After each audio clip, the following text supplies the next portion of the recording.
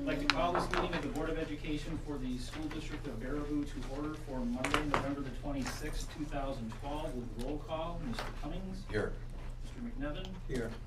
Mr. Meering? Here. Mr. Mortimer? Here. Ms. Riley? Mr. Bedro? Here. And Bodak here. Continue with the pledge. The flag is behind the screen. The flag is now. I pledge allegiance to the flag of the United States of America, to the republic for which it stands, one nation, under God, indivisible, with liberty and justice for all. We'll entertain a motion that it be resolved the Board of Education approve the minutes of the November 12th, 2012 meeting as printed. So moved. Second. Motion by Meering, seconded by Bedro. Any discussion? Hearing none, those in favor signify by saying aye. Aye. Those opposed? Motion carried, minutes approved. Brings us to correspondence, of which I have none. Any other board members with correspondence? Administrative correspondence? None tonight. Hearing no correspondence brings us to public viewpoint. Is there anyone here for public viewpoint tonight? Any public viewpoint? Any public viewpoint? Hearing none and seeing none, I'd like to move to student and staff recognition. And we have with us tonight Wesley Blazinski and Nikki Kowalki. This is for the cheer program. Hi. Hello. As long as she gets it. All right, good. We're cheerleaders. We can talk loud. I was talking with Crystal back in September about all the great things we do for the cheer program, and she said, wait, stop there. You know, I should come and really talk at a school board meeting. So here I am to talk about all the fun things we do for the community.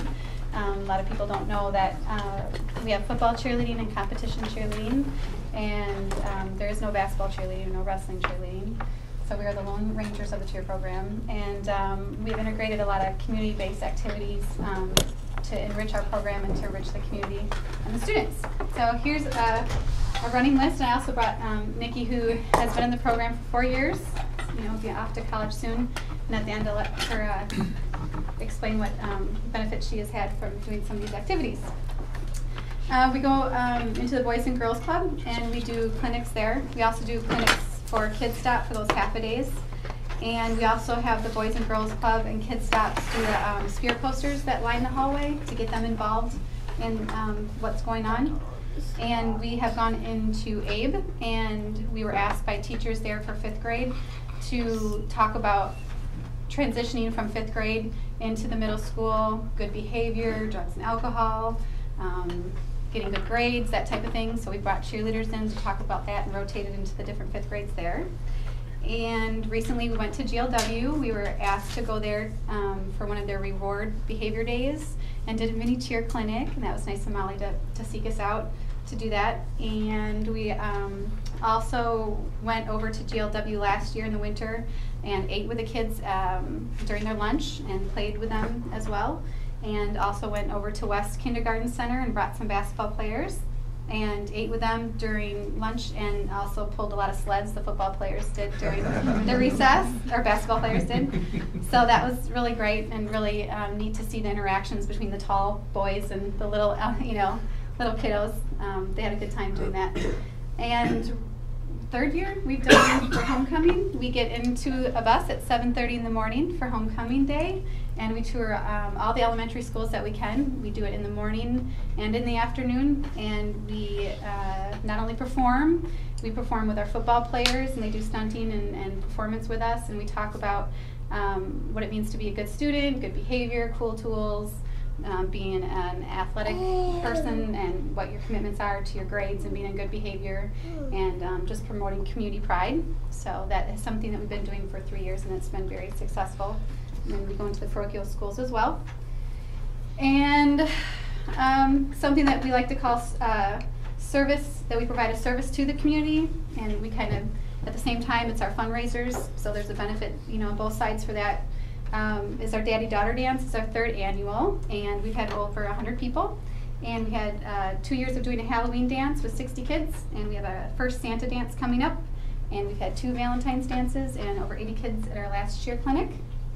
So they've been very successful there, and so we're doing a lot to include the elementary level kids, into some of our fun and fundraising. We also support the staff by doing things for them in the lounge and in the mailboxes, and little goodies. And lastly, we make a lot of appearances and what we call community enrichment. At the homecoming parade, we now coordinate pre-parade music and entertainment, and we coordinate with all the elementary schools. They sell things on the courthouse lawn, and what they sell goes directly to their school. So it's like spirit beads and necklaces, food, different things. So that's gotten very popular and much larger as it goes on, and it's really great to see the different elementary schools participating in that. And we also go to the nursing home every year, which is one of our favorites. Yep. We've been to the fair, we go downtown to all the festivals and SOS. And lastly, we've been sought out. People have called us Great Wolf. We went up there because they had a very important CEO come in, and so they wanted us to have a little spirit, and they were trying to promote their facility and hoping that they were going to have a big event there. And so we performed there when the gentleman came in. Sauk County Humane Society wanted us for their awards banquet to hand out trophies, and the March of Dimes wanted us to cheer on as people came through. And the swim team just recently called us and is wanting us to be there to add some more spirit to their swimming event for their senior night. And lastly, the hockey coach last year sought us out to be on the Oh, maybe not. But anyway. I was told. So that's some of the fun things. Now just let Nikki, from a student perspective, what do you think? Okay, so I walked up to tryouts my freshman year, and I didn't know what to expect, and I just wanted to start something that I would love. And 4 years later, I've just come to love cheer, and it's like, it honestly gives you such a good feeling, like when you go to those schools and like kids that you may not even know their name just come up to you and be like, Nikki! And I'm like, hey! It's really good, and I feel like I wouldn't be where I am right now if I hadn't done cheer. It also is preparing me for my next step to college. I plan on cheering at college or dancing or something like that, so yeah. So that's what's been going on. So we're really appreciative of the program, and thank you guys for your time. Well, and you may or may not know that Wesley has a role at North Freedom School too as a paraprofessional, and she started out working with the girls on a volunteer basis until we worked it into our co-curricular index there, and so we appreciate all the time that you put in to make the program what it is, and working beyond the games and with the community service and the connections to our younger students. So thank you very much for the role that you play, Wesley. Thank you very much. And for you, Nikki. Now, do you have a leadership role? Are you? Do they still have captains? Are you captain? Or we don't have captains on the squad, but I do. Like, I'm an officer for one of my clubs that I'm in. Well, you're definitely in a leadership role, as you said, and the younger students look at a great role model for what you do. So we have a medallion of appreciation, honors for excellence for you. Thank you. Thank you very much.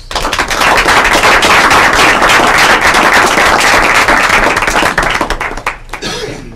As always, a highlight of our meeting, so thank you for sharing that with us. Brings us to the portion of the agenda entitled Continuous School Improvement. And as a regular for the board, and I'm not sure if this is a PowerPoint. It is. A PowerPoint presentation from Ms. Miller from Explore and Plan. And I just want to echo what they said, because little did you know, I used to cheer too. Now look at me, I give PowerPoint presentations. Do a chair, Laura. Not an open session.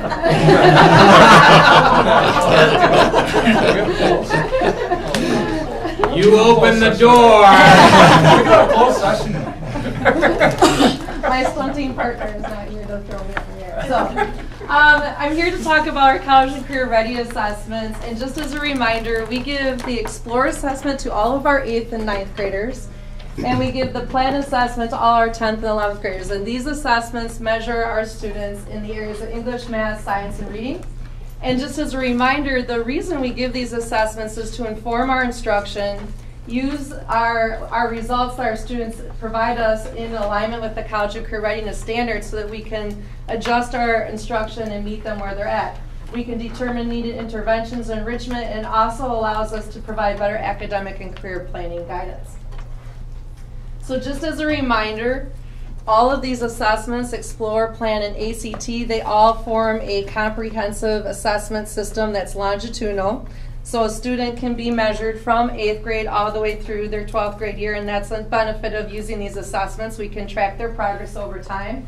And really the difference between the assessments is just the ceiling of the test. So the highest score a student can receive on the Explore is a 25, and then on the Plan it's a 32, and the ACT, the perfect score, is a 36. ACT has done decades of research monitoring students as they enter into college entry-level courses, and based on their successes in a college entry-level course, they've determined that there are certain benchmarks, college and career readiness benchmarks, that we want to guarantee our students are at each of these grade levels, 8th, 9th, 10th, and 11th. And so these are those benchmarks for English, math, and reading and science. And I'm going to skip over that to blow it up a little bit. One of the things our teachers can do is they can see if Jill scores, let's say, a 14 on the math component of the, well, we'll say the Explore since it's a low score. I want to give you some kudos. You can see that there are skills that are aligned to those scores across the different strands of math. And as a teacher, if she scores here, then we know these are the skills that she's currently at and we need to reinforce. These are the skills that we need to start introducing and reinforcing with her so that she can move on and grow. And that's very diagnostic for our staff, and we talk about how we can differentiate our instruction to meet those needs in the classroom. So a snapshot of our performance. We look at our 8th graders first. They took the Explore. And what you're seeing with these slides, for each of the different components of the assessment, you'll see the mean score first. That's the average performance of all of our students on each of those different components compared to the national group. And so in this case, each of our areas we performed higher than the national group. And then I think it's important to look at this data through a different lens too, to look at what % of our students are at or above that college and career readiness benchmark that we just talked about. So in English, we can see that 74% of our students are at or above compared to the national group of 68%. And I just want to highlight that there are only a few schools comparatively across the country that use these assessments with their entire student population. So we aren't necessarily comparing apples to apples when we look at our entire student population to the national group. So keep that in mind as well. So I think that our percentages here represent well for the district in terms of students that are at or above benchmark in each of our areas. Remember too that our students complete an interest inventory to share with us their preferences for careers, and this helps with our career planning. And you can see that the top 3 preferences, and these are in order for this particular student population, is science and technology, technical, and then the arts. And then they also report where they feel they need help. And it's kind of interesting too in terms of planning interventions for our students where we might want to specify our work. And so in terms of this group, they need improvement with public speaking skills, exploring options for after high school, and improving mathematical skills. So that's all self-reporting from our students. Lori? Yep. I'm sorry, could you go back just a minute and clarify or expand the implication that is contained in the statement that we're not exactly comparing apples? Apples to apples? Yes. Yeah, and just so we're Sure. So Baraboo School District has decided to make a commitment and assess all of our 8th grade students. But in another school district, I'm not sure if this is true, but I'll just use Fort Atkinson as an example, they may not. They may only offer the ACT to a certain percentage of students, just like we do. and never offer Explore or Plan to their entire student population. It only would be students that are specifically looking at college as an option for them. Does that have any relevance to the national compared to our mean? So we're looking at, right, when we're looking at the national comparison, we're looking at the national of students who've opted to have this assessment or their schools have made it a commitment. So because that's not a national commitment at this time, it's, you know, it varies from district to district.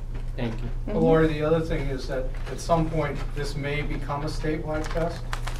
That is a nice hope, yeah, that Tony Evers has put out there. Yeah, but, so I mean, at some point, it may happen, but we'll be years ahead of the game once that occurs. Yeah, absolutely. Of many other schools. Well, yeah, and years ahead of the game in the sense that we'll have longitudinal data for our students to monitor their progress and intervene on their behalf. Yes. Yeah. I was just recently looking at some ACT statistics across the country, comparing Wisconsin with the state average, or with the national average, excuse me. And Massachusetts have the highest ACT scores in the country.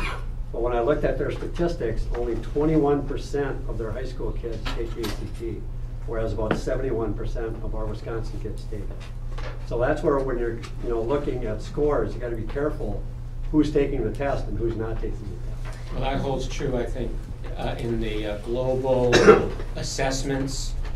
When we talk about Singapore and we talk about China, the groups of students that are taking those tests that are far superior in terms of results are very limited and a very select group. And that is also very important to keep in mind.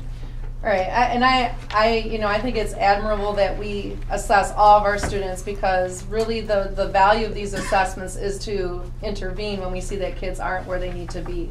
And so I see more potential in these assessments than just gearing up for college.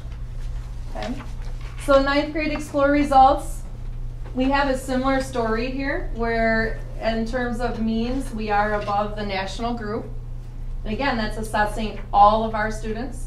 And then you can see for percentages at or above benchmark, for English 73%, math 40, reading 50, and science 32. For career preferences, you can see some similarities there, just in a different ranking. And you'll probably see some similarities there too in terms of reported needed help. Excuse me, Lori. Sure, go ahead, Ed. The last slide, I think you said Tony Evers going to have this test statewide. That's his proposal at this time, yes. So let's say they do it statewide. So let's say all of our students in Baird will take the test. So now, if every other school district in the state doesn't have all their students take the test, then you really can't compare district to district and come up with a fair result, can you? Well, if we indeed have all of our juniors take the ACT test as our state assessment, it'll be easier for us to compare district to district because everybody will be taking the same test. Yeah.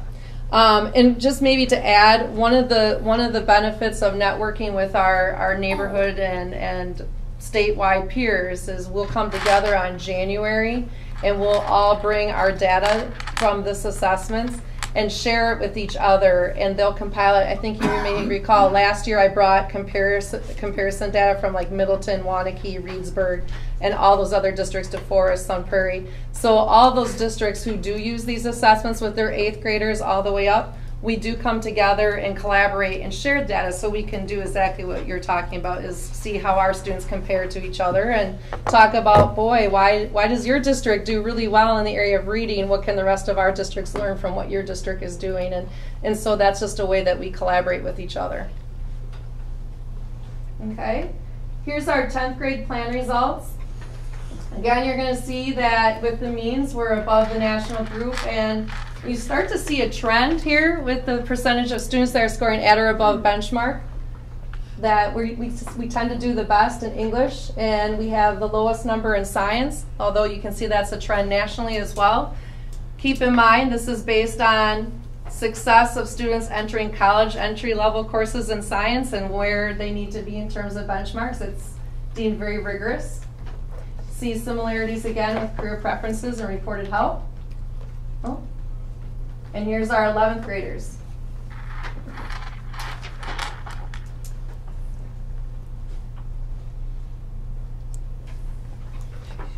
Okay, so I want to share with you in terms, just two different ways to look at this data. You've looked at just raw numbers, but let's look at groups of students over time. These are our class of 2016 is our current 9th graders, and you can see how they performed last year as 8th graders in the red for each of the components, and how they are doing this year on that same assessment a year later. And we are looking for a 1-point growth from year to year to year. So this is a nice trend that we're seeing, and we'd like to continue to see that as these students move through our system. Here's the class of 2015. So we have 3 data points for them. We can watch their growth from 8th, 9th, to 10th grade. And I think what we're seeing is a nice growth between 9th and 10th grade here in all areas. And here's class of 2014. So we have their last 3 years, 9th, 10th, and 11th graders. So that speaks to the longitudinal monitoring of our students. Another way to look at this data, just to back, these are the kids following the same group of kids over time. These are different kids, same test over time. Okay, so it's a way for us to monitor the effectiveness of our curriculum. This is looking at growth of students, monitoring curriculum. So we can see in terms of science, the red represents the first year we gave these assessments to 8th graders. So it's different kids, different kids, different kids, same test. And we can see that we have some nice growth mostly across the board. We have a 0.1 difference in reading from last year to this year, so that's not truly significant.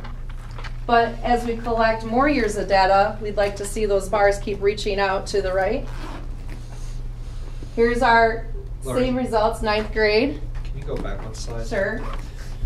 You pointed out the 0.1 difference in the reading differential between each group. Yeah.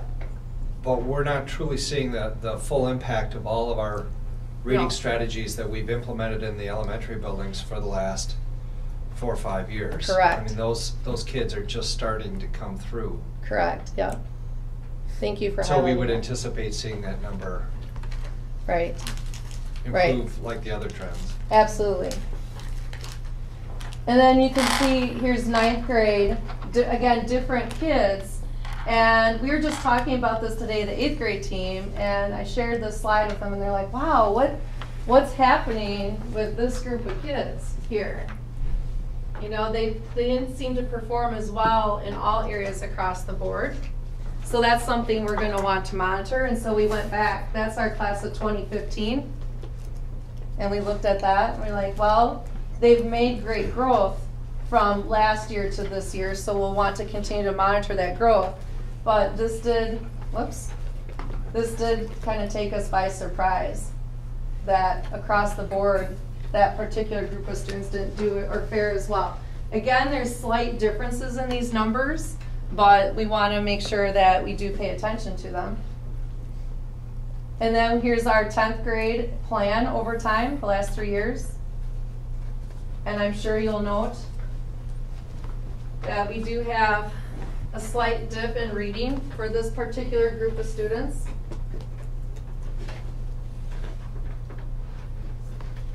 And we see a trend there with our 11th grade. So that validates our focus right now with literacy across the content areas. Reading on these assessments are measured with social studies questions. And they're not measuring social studies content with those questions. They're measuring reading and inferring and comprehension. And so these are skills that across the content areas we need to be focusing on, and we need to have a lot of urgency in our instruction. Doesn't that apply to all the areas though? Absolutely. Yeah. Absolutely. So next steps to continuously improve. Again, I'm going to highlight, I think we're doing the right things to focus on our growth, but we are working on implementation of that curriculum aligned to the Common Core, and the College and Career Readiness Standards are referred to as the core of the Common Core by my peers. So if we are, teaching to the College and Career Readiness Standards, we should see that growth from our students. And we need to attain those standards, I guess, with the development of our common assessments. And last time we talked, at our board meeting, we talked about the use of common assessments to increase rigor and relevance for our students. We need to maximize the use of this data to intervene for our students, and we're doing that with that time built into our schedules to focus on closing gaps. And we also know that we need to integrate more nonfiction writing and reading into our existing curriculum across those content areas, and that requires professional development, which is part of our professional development plan. And we have a lot of initiatives that are being implemented both at the high school and the middle school that are focused on preparing our students to be more college and career ready. So I do think we're taking the right steps, but as Sean was alluding, it takes time to see those results, particularly at the high school level. Lori, I'm sorry, I wanted to go back just for clarification. In the Explore results, 8th, 9th, 10th, 11th, 8th grade, we talked about, if we just look at English, we've got 74%, 9th grade, 73%, 10th grade, 74%, and then all of a sudden, 11th grade, we've got 48%. And that seems to be following in all subject matter. Can you just address that for? Sure, and I might call on my colleagues to offer some insight. I'm only being here a year, but my viewpoint would be, I think it takes time to see school improvement efforts take hold and actually show improvement for student attainment. So our oldest students are the least to benefit at this point from the most recent. Thank you. That's all. I just wanted the clarification. That was the assumption. Just wanted to make sure. Thank you. Gary? Lori, on that one that had that abnormal growth on there, is there any correlation between that and the class size? This would have been one of our bubble classes where we have the class with the. Yeah, that's a great question, but I don't think significantly because we're looking at average performance. So, good question. And as we gather more data, over time, we'll be able to draw stronger conclusions. So I guess to close, I think that we're seeing some good gains in many areas, and we want to continue to monitor that and continue forward with the initiatives we have to make sure that we're taking the right steps to grow. I would suspect that next year, the 11th grade assessments would be continuation of that 74%, whatever. Right. The question, and again, you kind of brought up in social studies, and again, maybe some of this applies to all the areas. And we're saying we're doing some professional development work. Is it that they're just teaching the teachers, or we're working on them to say, how do you teach reading of social studies? Professional development for reading and writing across the content areas is very complex. Our teachers don't receive a lot of preparation to be reading and writing teachers if they are content specific, particularly at the secondary level. Now, I can speak to that as a former French teacher. I didn't receive a lot of preparation to teach students how to read. And so our professional development initiatives are to give practical strategies to content area specific teachers to engage their students in more nonfiction reading and writing, because we know it's the nonfiction that's going to give us the bigger results with our students. So the more practice they have, but our teachers need explicit strategies to do that work. And I feel like the resources are there for them to do that, but it's ongoing professional development. That's why it's so important to have our literacy coaches in classrooms working with our teachers. It's complex. Other questions? I'll have some science questions, but I'm going to save those for later. Good. Okay. I'll put Bill on the spot. Cheer? Yeah, right here. In French. French? Yeah, let's see how good you do.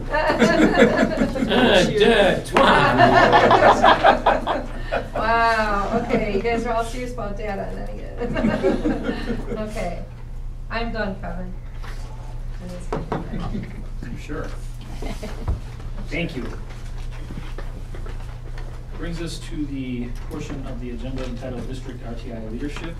We have our school psychologist with us here today.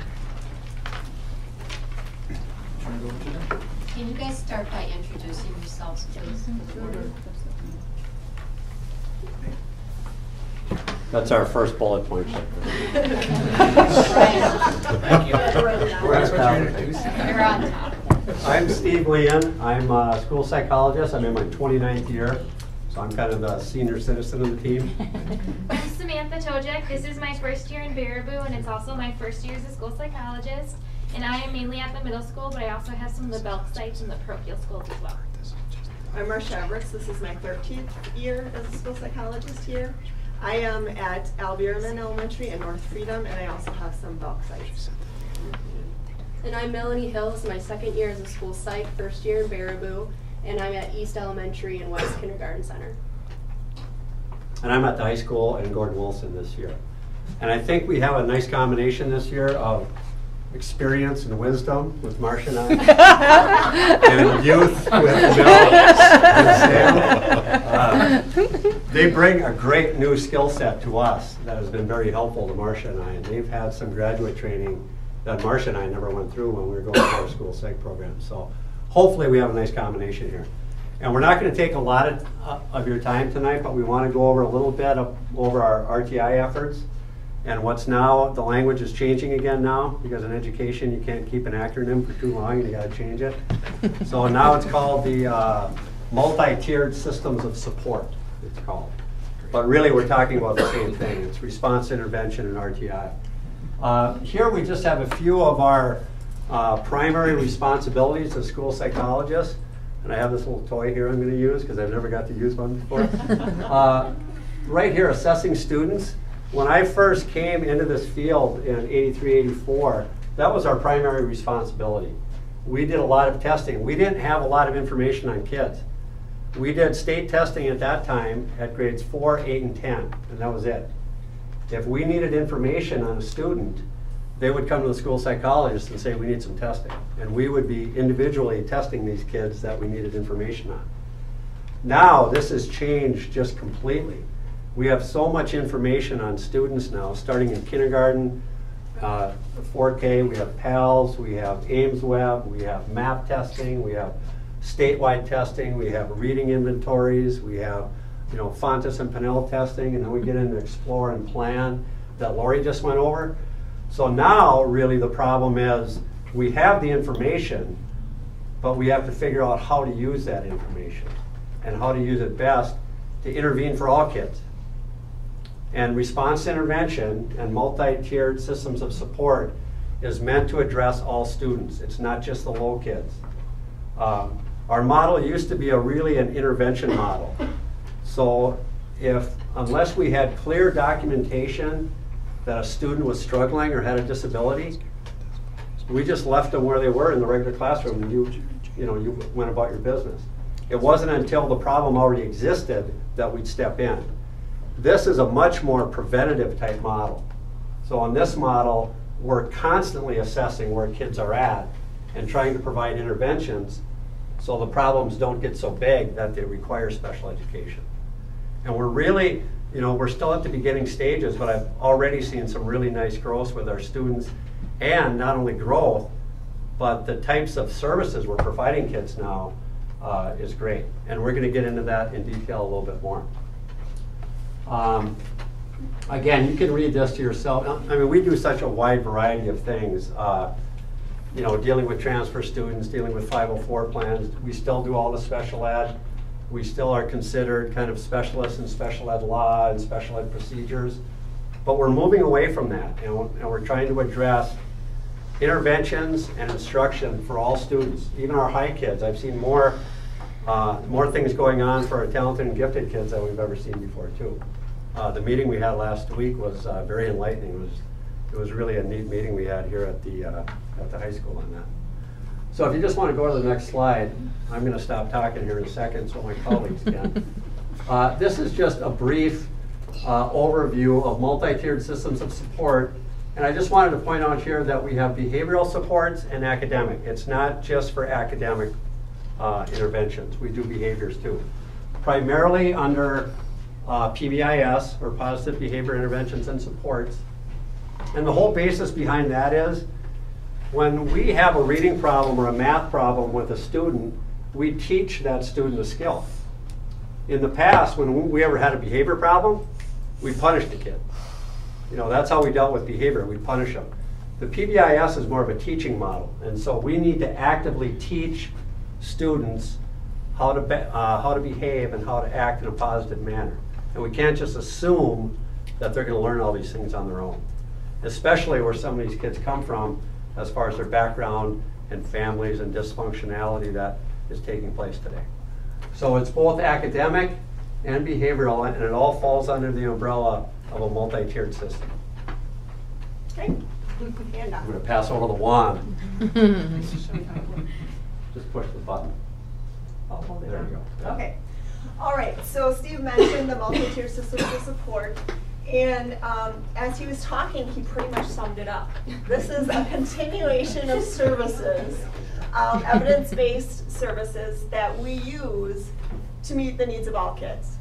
So if we look, if I can get this to work, if we look at the universal level, both behavior and academics, these are the instruction. It says universal interventions. I like to just think of that as universal instruction. This is the instruction, our common, our core curriculum with evidence-based practices. This is what we teach to all kids. This is what all kids receive. So this is if you see that little number right there, it says 80 to 90%. If we have solid core instruction, we should be meeting the needs of 80 to 90% of our kids. So that's the green. This is where we want all kids to be, is in that green area.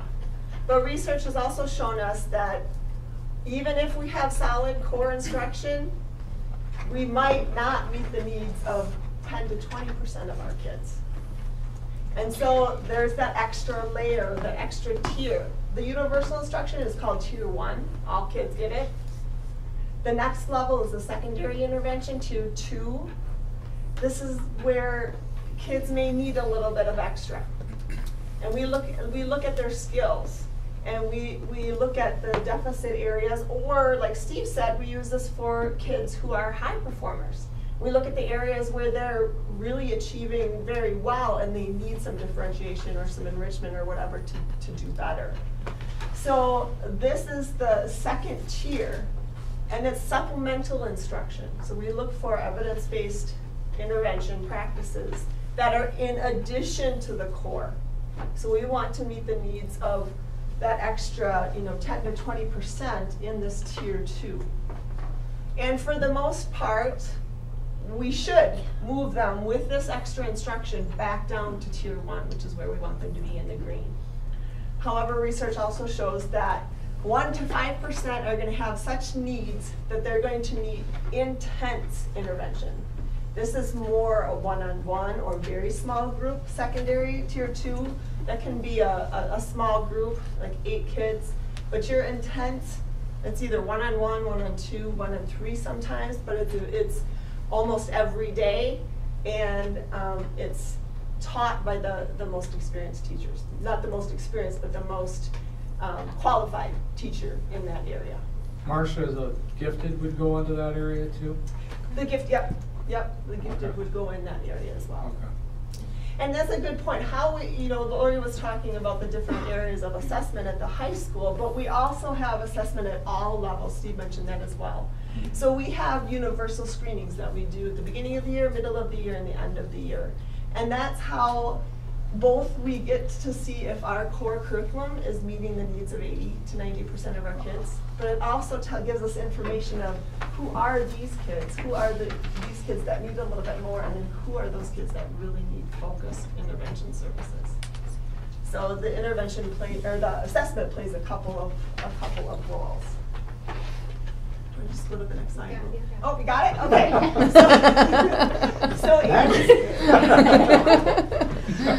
ACE-WEB is one of the assessment pieces that we just started this year. It's going to be in full implementation next year. But it's just an example. This is an example of how we would look at a group of kids to decide what kind of intervention services they might need, or how we could group them. First thing you might look at is, okay, are we meeting the need of 80% of our kids? And if you look at those kids that are in the average or above average, and these are below that what we consider, you know, the 25th percentile, below average. Right now, we might look at that and say, well, our core instruction needs some ramping up because we're not meeting the needs of 80% of our kids. So that might be the first thing.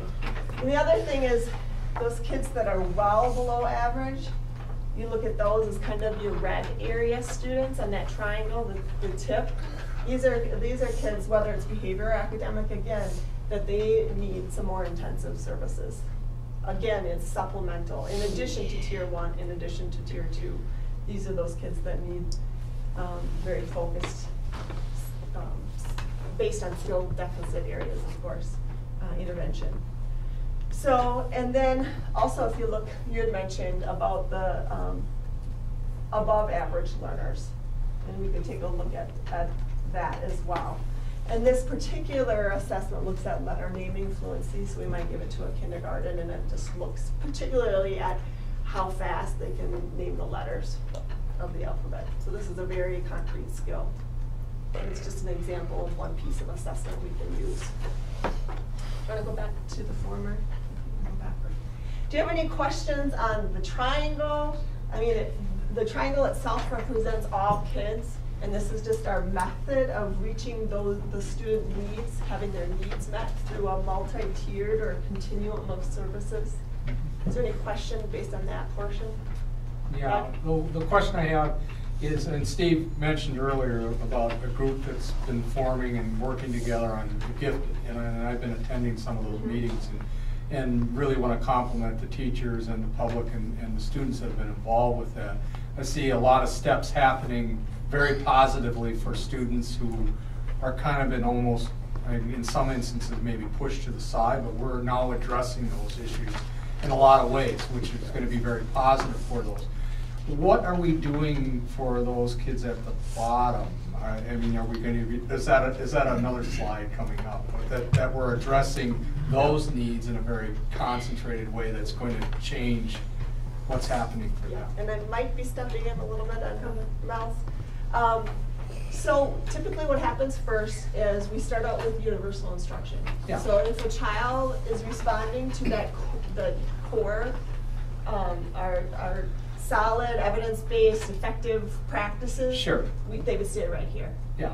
Then if they're having some troubles, maybe less significant, but they're still not meeting what we want them to meet, average or above, then we look at some evidence-based practices of that skill deficit area. So let's say as letter naming.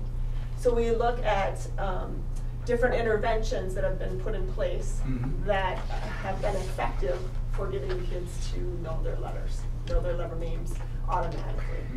So if that is not working, and we have to put that intervention in place with fidelity, saying that putting it in place the way it was meant to be put in place, and we find that that's not working, then we ramp it up to the next level. And that can be a variety of different strategies, a variety of different interventions. We have one intervention in reading, it's called the Level Literacy, LLI, Level Literacy Intervention. Yeah. Another acronym. And so, that might be with a reading specialist, meeting with 1 or 2 kids a half hour every day to meet those specific needs of the student. So it takes some planning, it takes a lot of scheduling. Mel's going to talk about how all schools now, all of our schools, elementary schools have a half hour block. And the middle school has a block as well of time, and high school, yep. So and it gets very specific. In the past we would say a child has a reading problem. Well, now that's not enough. We need to know what specific skill that student's having a problem with, so we can design the appropriate intervention. Is it comprehension? Is it phonemic awareness? Is it sight word? Is it whatever? I mean, we have to be more specific about what the issue is, so we can design an intervention that hopefully won't be, hopefully we can laser in on that over a few weeks and get it taken care of. So, that's the idea of these assessments. Right. And, I told you about universal assessments, which is 3 times a year. If students are receiving this kind of intervention, we also do what's called progress monitoring. So for both those yellow and the red, we need to take a look to see if our practices are working, if the interventions are working. So if students are in the red getting intense interventions, we progress monitor them once a week to see if this is indeed is being effective, if they are making the kind of gains we want them to make. The yellow, it might be twice a month, or it might be monthly, depending on what the area of need is. But we want to know quickly if our intervention is working or not. So we progress monitor. Marcia, just for clarity's sake, when you had talked about returning them to the universal curriculum. The tier 1, yep. Yeah, I mean, yep. so you have a gifted and talented student who you've identified, right? Yeah. And they need additional challenge, which then goes back to identifying differentiation and providing that as a part of the universal. Is that correct? As opposed to simply then returning back to where that's the a little mean bit is. Different. We're most familiar with this model in kind of the definition where we want them to pick up those skills so they can learn within the core. There are some kids that are identified as gifted and talented that they do need. And they don't just need it for a short amount of time, but they do need some enrichment or differentiation that. And as a board and as a district, we've initiated a gifted and talented procedure whereby young people who have demonstrated those competencies can be moved to appropriate classrooms, venues. Right, accelerated at the level they need to be accelerated. Exactly. I guess I'm just saying that the pieces fit together as we, as a district, are planning for them to fit together. Anything I missed? I don't think so. Mel's getting answered. So Marcia showed you one piece of data that our teachers might bring, and that's the Ames Web, which is brand new, and that's why it's really pretty and we wanted to show you. But they have other pieces of data that they might bring. And when I say bring to, there's a time scheduled on our Wednesdays that's built in so that teachers can collaborate within their grade level, bring their data forth, and then determine what students need, those tiered interventions, what interventions they're going to do, how they're going to progress monitor, and those kinds of things. So as you know, we get released early on those Wednesdays, and on those first and third Wednesdays, there is allotted time for teachers to come together to make those decisions. So they bring that rainbow report that you saw. They might bring some other data. They'll also bring some formative data that they've collected within their classrooms, maybe even tests and assessments. And they'll bring all of that together to kind of determine, okay, this child is struggling in this area of reading as concluded by Ames Web and our formative assessments and our summative assessments. All those things come together, and these are a group of students that we can have during an intervention time that now all schools have at least a half hour of. And then they can decide from that data, this is what we're going to work on during that time. These are the students. And Ames Web also, having it being an additional thing this year, it's a great progress monitoring tool, which Marcia kind of alluded to. And what we mean by that is that the students that are receiving those really intensive interventions are getting monitored using a probe that's similar to what they were benchmarked on either in fall, spring, or winter to see, okay, here's where they started, and then here's how they're doing week after week, or in some cases month after month, depending on the intensity. And then it provides a really nice trend line to say, okay, this is where we want them to be. Are they on track? Are they not? And it can kind of show us, did we pick the right intervention?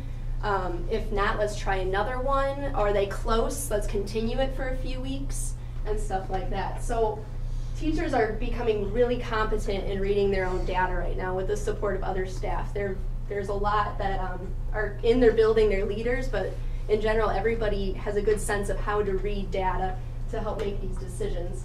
So like I said, all schools have that intervention time, and all students are grouped based on data. So that's including those high achieving that are significantly above our averages on those benchmark things.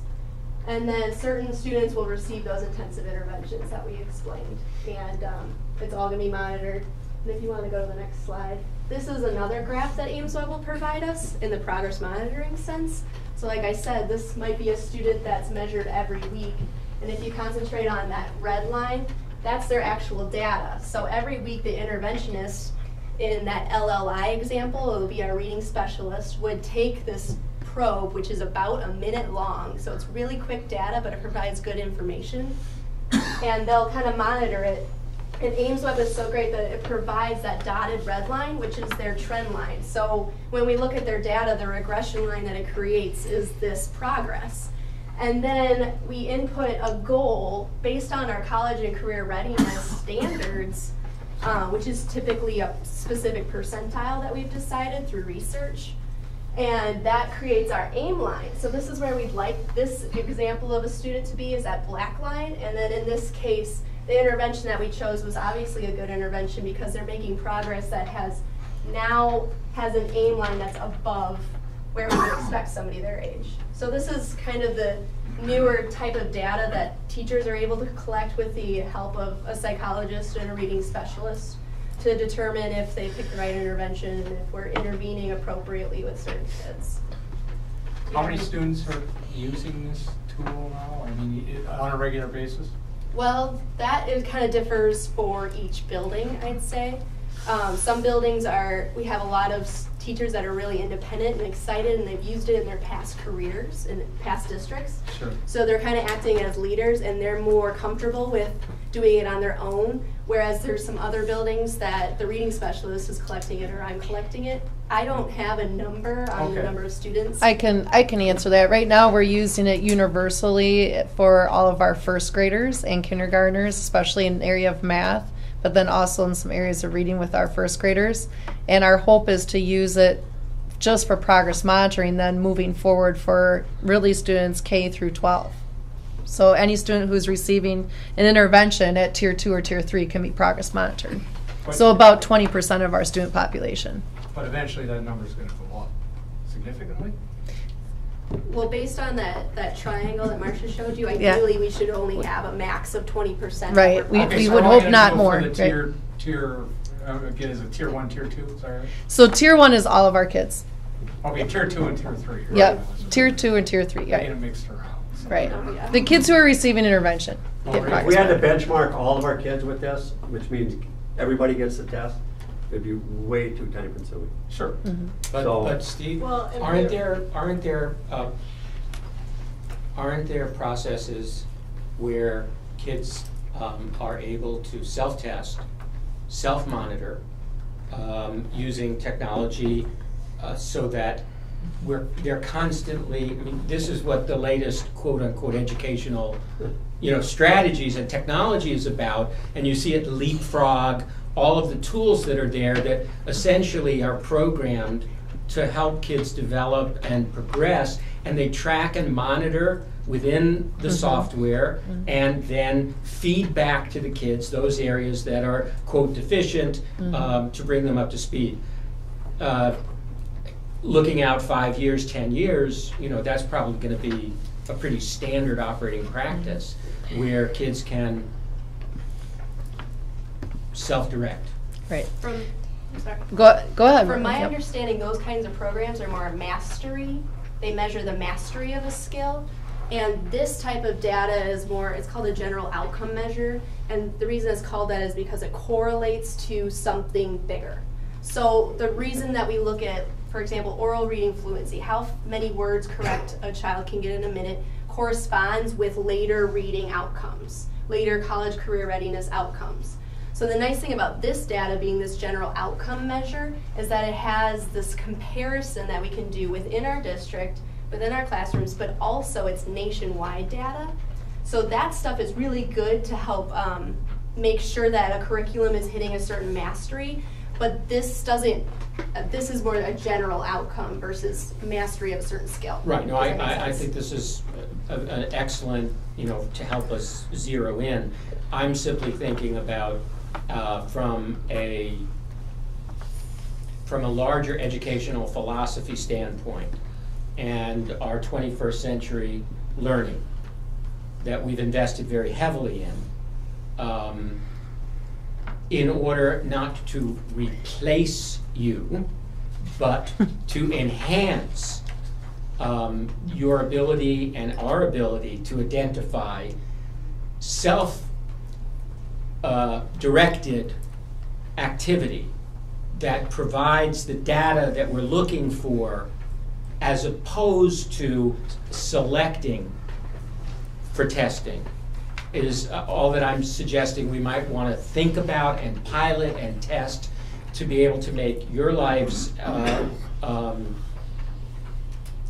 the volume that you mentioned, Steve, to make that manageable by giving us a very clear indication of where needs are, where exceeding needs are, exceeding is, and we've got the technology to do it. But that's a conversation for another time. I'm sorry, I just triggered something in my mind about And that. tests are kind of going that way, standardized tests, like when we go to the Smart balance. the Smarter Balanced Assessment. I mean, these tests kind of adjust as you go.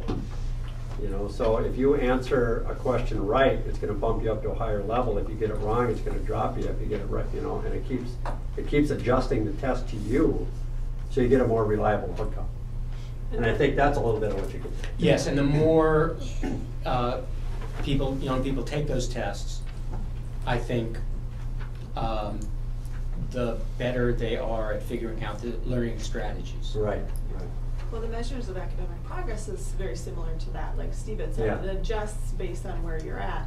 But it also gives teachers the strategies and how to work with kids that have fell in this area. Or here are a bunch of just things that the kids aren't secure in yet.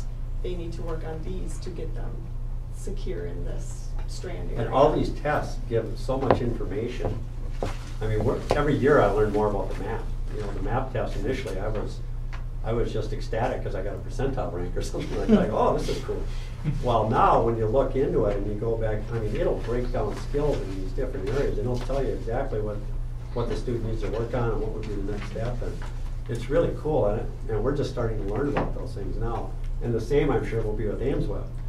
Sam and Mel are much more experts in dealing with AIMSweb than Marcia and I are. And we're learning stuff from them all the time about this.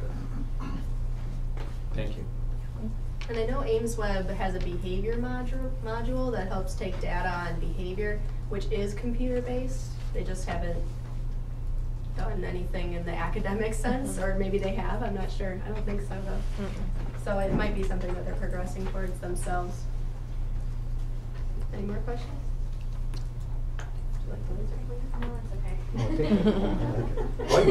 All right, another initiative that the district has taken this year was to develop a leadership team to help support our buildings in multi-tiered systems of support.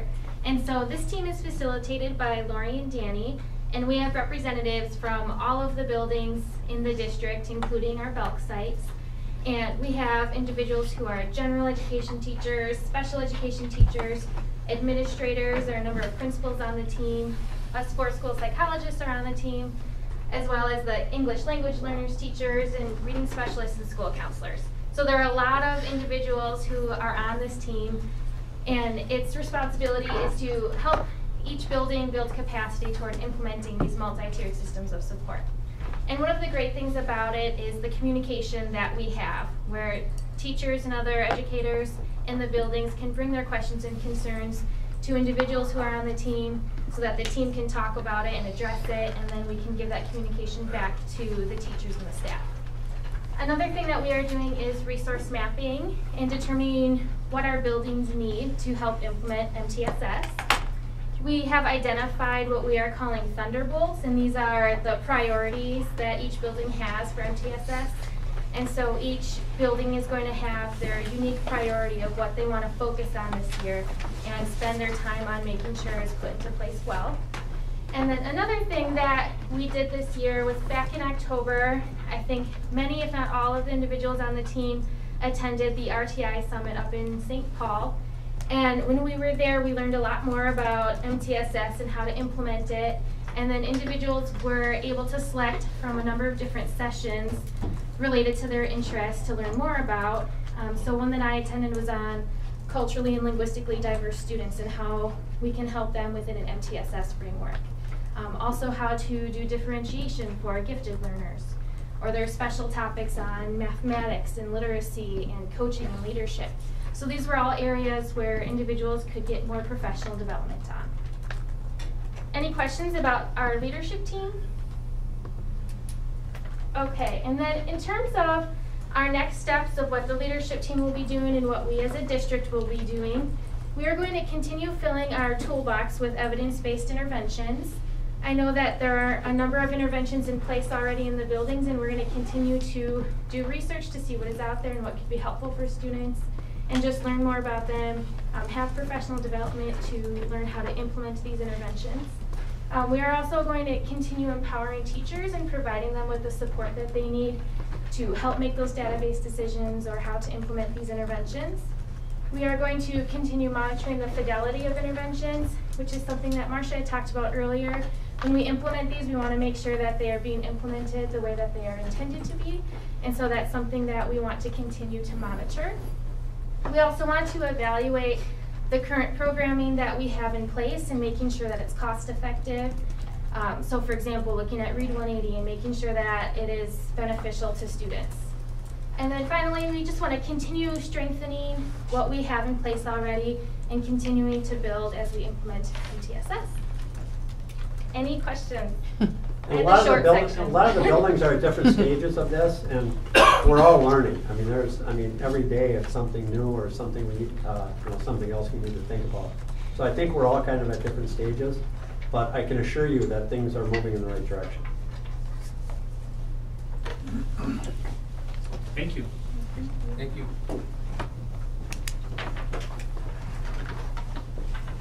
Brings us to the portion of the agenda entitled reports.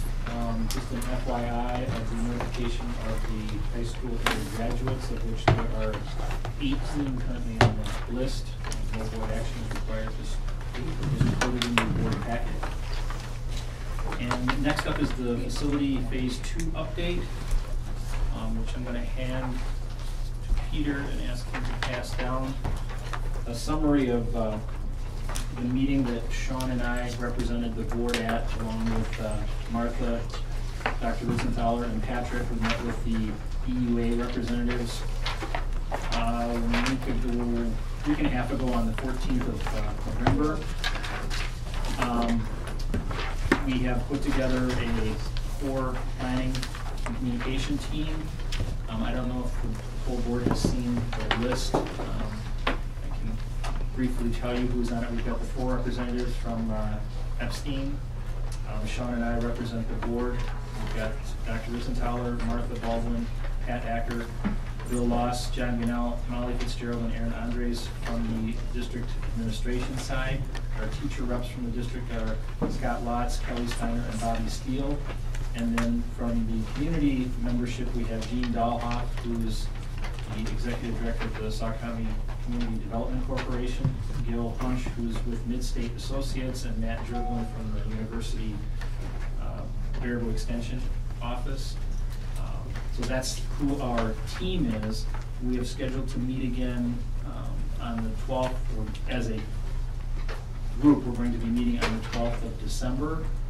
And although Sean and I are representing the board, it's our job and my job primarily to report back to the board, because this process moving forward needs to be driven by the board. The board needs to be informed, and we need to make sure, and I will take it as my job to make sure that the board is as informed as we can be throughout the process.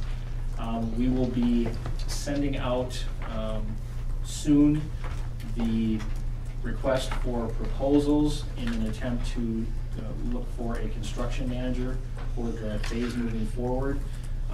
That would be something that I would anticipate the board being involved with the interview process for the construction manager for the project moving forward. Probably looking at those to be done in the early part of January, I would think. There's going to be a walkthrough with the potential construction managers by the by the 7th of December so that they can come back with their proposals, which are due the 14th. And we will keep the board informed as to what the timeline looks like moving forward from there. And we tentatively have it set for a recommendation at the 28th of January board meeting, and previous to that, the board would be involved in the interview process for the construction manager. As it's noted on that sheet, and I'm not going to read it verbatim, you can read it at your leisure, but we're working with our financial consultant, Beard & Company. We're working with Honeywell, and also School Perceptions, which that's a survey company? That's potential, yeah, we have Potential? contact. Okay. So we just wanted to let you know where we are at. We're moving forward. There's a lot of enthusiasm. We have tentatively looked at the potential of this group meeting 6 to 8 times, depending upon how long of sessions that we have, to keep our momentum moving forward, so that again we can keep the board up to date, keep the board involved, and keep us moving forward. So I don't know if the board has any questions based on what you have in front of you, or Sean, if you have anything you'd like to add, please feel free.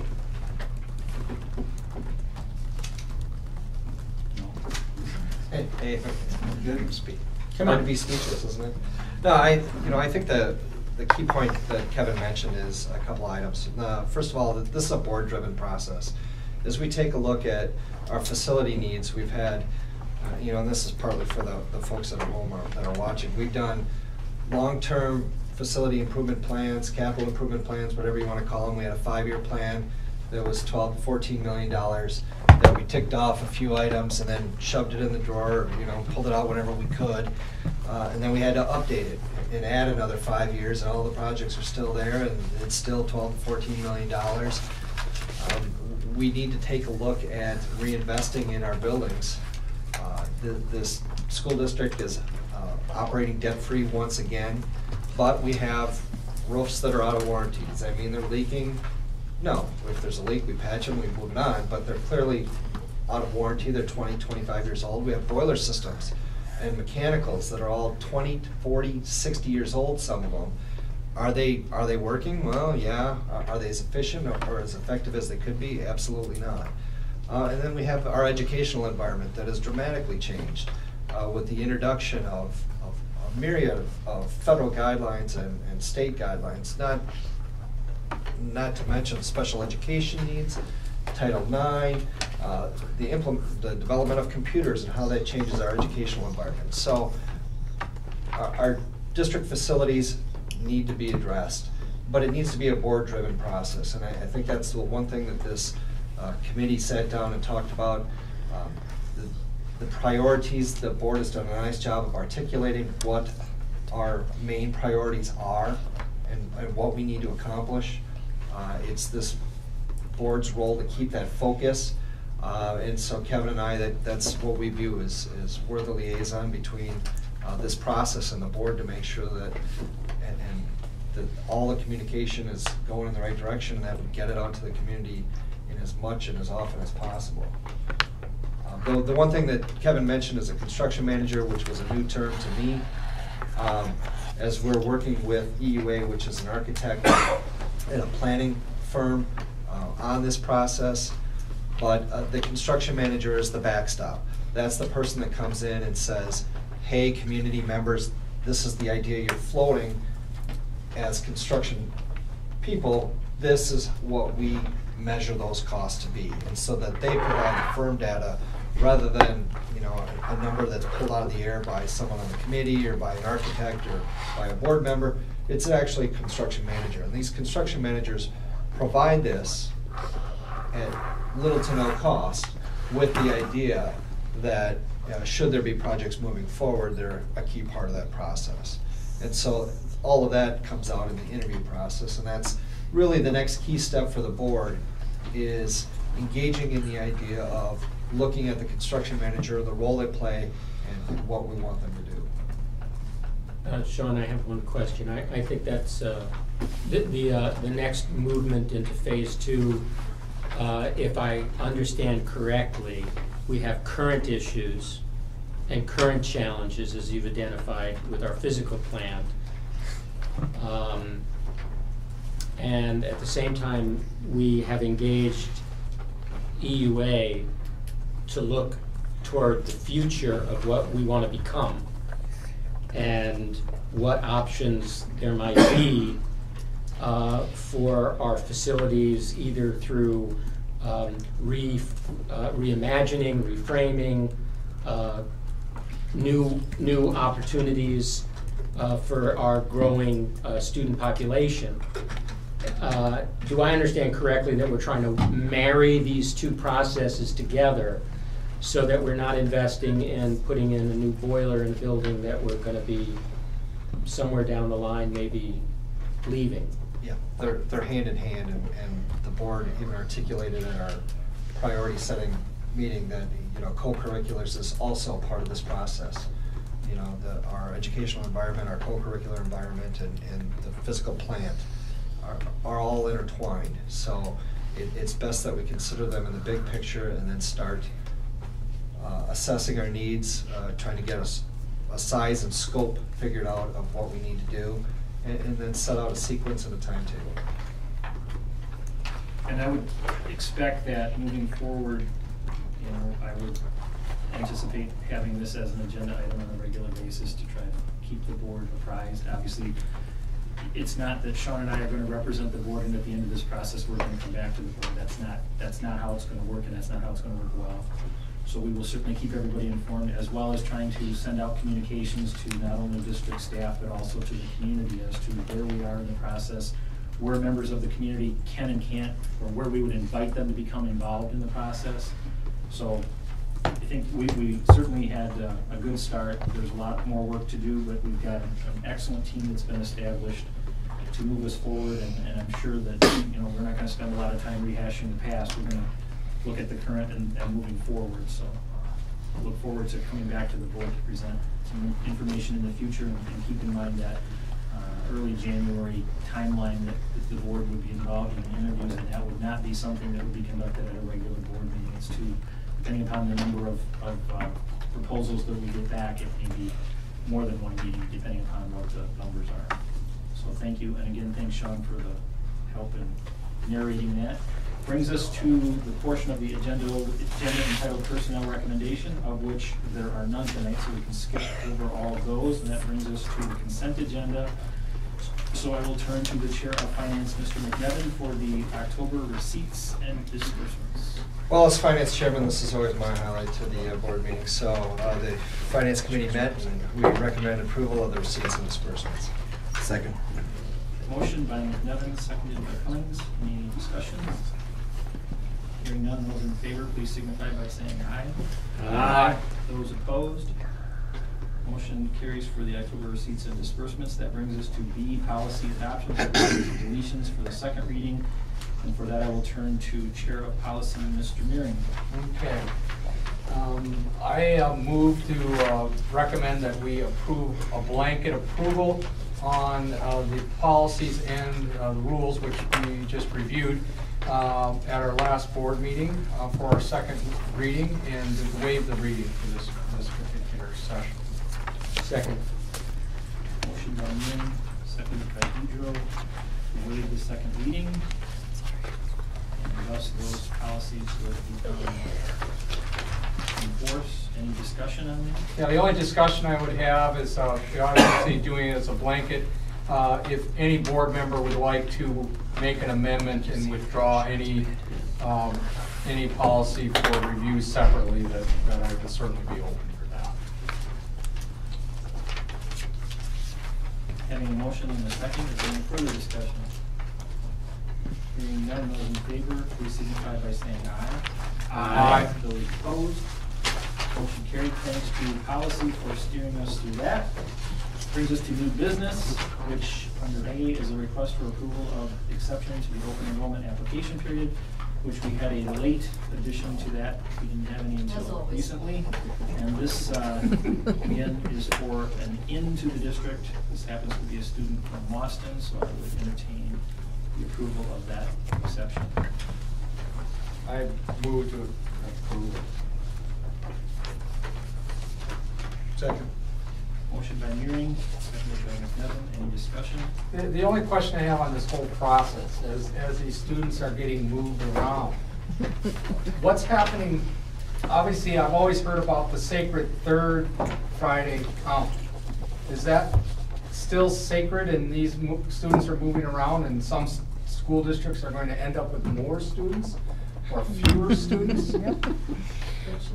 What happens is the enrollment of these students is tracked electronically through a DPI database, and then the amount of state aid that we receive per pupil is prorated based upon when they start and or leave in our district. Right. So that final aid payment, whenever we get that final aid payment, is adjusted accordingly.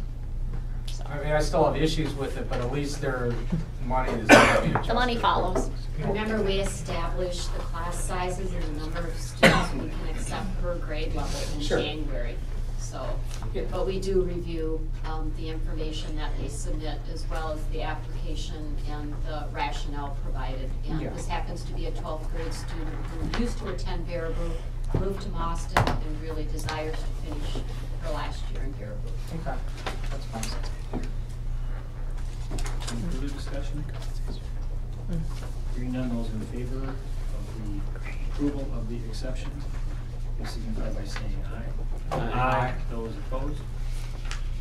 Request is granted. Brings us to B, which is the district-wide insurance renewal. I'll turn to Chair of Finance, Mr. McNevin. The Finance Committee met with our insurance agent, and as we take a look at our 2013-2014 premium, it's $229,000, which is up from $220,000. The biggest chunk of that $229,000 in annual insurance is our work comp premium of almost $135,000. So that brings us down to about $95,000 for property and casualty coverage. Well, what does that cover? It covers $72 million worth of buildings and $16 million worth of contents for about, the property part is $55,000. So just to kind of give you some idea on the size and scope of what we cover. But the committee reviewed and are recommending approval of EMC to continue as our insurance carrier for 2013-14. Second. Motion by McNevin, seconded by Coons. Any discussion? Hearing none, those in favor, please signify by saying aye. Aye. Those opposed? Motion carried. Brings us to C, which is the high school additional course proposals, of which there are 2 bullet points, the 2012-13 spring semester and the 2013-2014 school year. Mr. Loss and I think Lori's going to Lori? start us off. Yeah, Okay. and Matt Jervlin's going to join me to talk All right. about an opportunity for the spring semester. We're going to have Matt start first. Oh. And we have no PowerPoint. Matt Jervlin, I'm the assistant dean up at Boo U. I last saw you on June 11th where I was here talking about opportunities to collaborate and things to think about in terms of giving college access to the juniors and seniors in the high school. If you remember back to that Monday, June 11th meeting, I think we all got excited about just the proximity of our campuses and opportunities we might have. The very next day, our chancellor with Superintendent Evers had a press release announcing that we had great ideas in this board meeting. I don't think it was actually about the board meeting. But they came up with a press release saying, you need to find ways to get college coursework to our high school students. And as a parent of 3 kids in the district, you know, I look very much forward to having an opportunity for my students to earn perhaps a semester's worth of college coursework before they even graduate from the high schools. And that's what the dual enrollment or college options press release was all about, getting college credit to high school students as early as possible. So back in June, we met on Monday. They had a press release on Tuesday, and starting Wednesday, we started talking about ways to take advantage of some of these new initiatives, all with the goal of expanding college access to students and opportunities for earned college credit. Really, dual enrollment can mean a lot of things, but in my mind, it's a supplement, something on top of youth options, on top of AP coursework. So it's just another tool in the toolbox. And really, we're talking about introductory college level courses, and that's what we're going to talk about tonight. I want to talk a little bit about really what college options or the benefits of this might be. I think bottom line, it's just college credits. College credits that also count towards high school degree. So by earning college coursework, just like you do with youth options, you're guaranteed to earn credit when it's all said and done. You've grasped the curriculum, you've earned a grade. You've been assessed to earn a grade. Contrary to AP, where you take the test, if you take the test, the results of that test alone determine whether or not you've earned college coursework. Back in June, we were talking about all these exams we gave to the high school juniors. I think it was April 4th. Juniors who still had 2 months left of school of their junior year, we tested a little over 200 of them with the UW System placement test. The same test they'll take when they move on to any UW System school. And we did that in English and math for over 200 students. And what we found were that 125 of those 200 students we tested, still with 2 months left of their junior year, 125 out of 200 should be in a college level English course already, or should have been in a college level English course. 140 of the 200 should have been in math. You had several students that should have been in calculus already as juniors earning college level coursework. So we wanted to look at ways to, again, get access to college level coursework, guarantee earned credit, and improve upon the readiness that your exceptional students have already shown us with something like that placement test. And so we're not just talking about English and math core subjects, or even the language where you'll have, I just tested, I think, 28 students last week in Spanish that'll be coming up and taking youth options coursework. It's really giving us a much more broad, a much more diverse opportunity for curriculum. And that's, I think, what we want to talk about a little bit tonight. So after much deliberation and trying to problem solve how we could look at these opportunities that are coming to us through the state, but also capitalize on our ability to collaborate and create a community partnership that we already have and grow upon, we looked at what is currently being offered this school year that we could take advantage of in collaborating with UW Baraboo. And psychology came up, and Matt will talk a little bit about that course and why it appeals to us to try with that particular course. But we could move into the spring semester having a targeted group of students. We're thinking anywhere from 12 to 15 who are currently in our junior, senior status in our high school, take a blended psychology course at UW Baraboo their spring semester as a college credit course.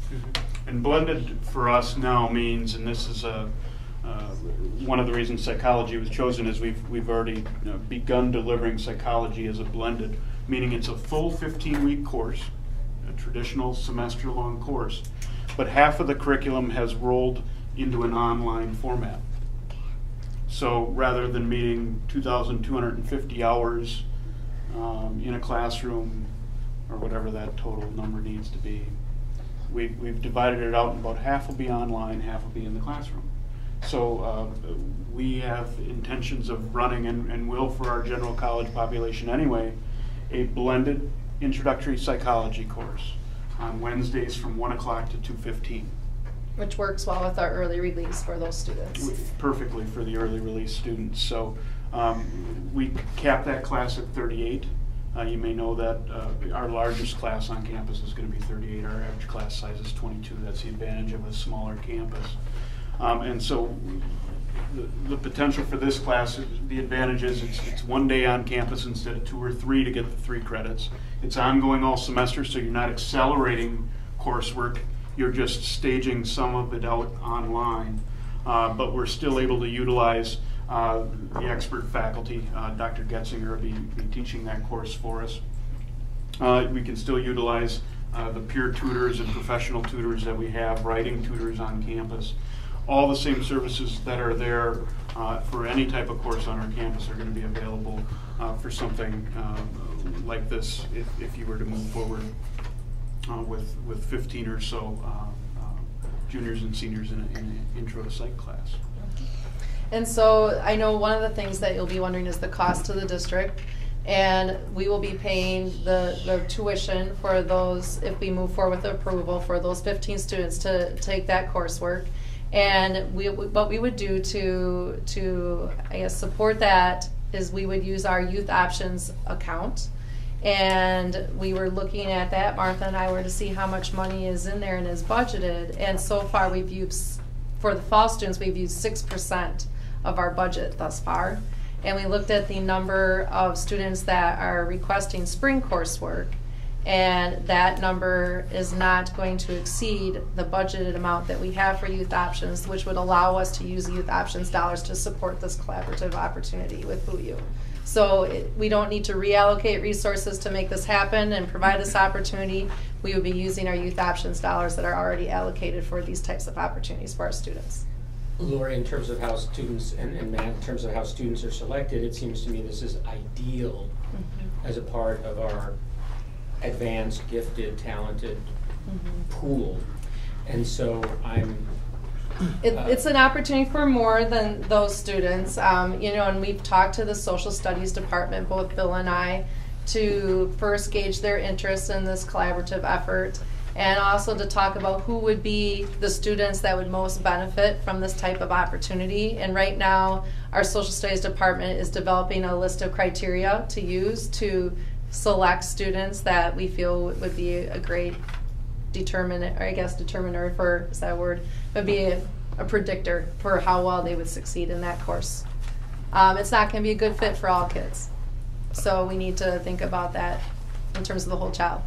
Matt, are you teaching any other blended learning currently at We are. We've kind of gone across several different disciplines, the most recent of which would have been a microeconomics or a macroeconomics course.